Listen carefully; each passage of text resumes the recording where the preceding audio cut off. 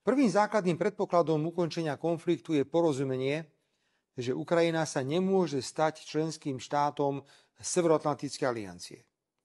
Po vojne je každý generál, ale dovolím si pripomenúť, že odmietanie členstva Ukrajiny v NATO bolo z mojej strany jasné od prvých vyjadrení k vojne na Ukrajine, hoci som bol za tento postoj tvrdo kritizovaný. Rovnako je dôležité faktické porozumenie, že bez diskusie o územných zmenách na Ukrajine sa nepohneme. Ak tieto dve základné porozumenia, jedno ohľadne členstva v NATO a druhé o vojensky kontrolovaných územiach, budú viesť k prímeriu a k ukončeniu nezmyselného zabíjania Slovanov, proces otvorený americkým prezidentom bude treba považovať za jeho obrovský osobný úspech.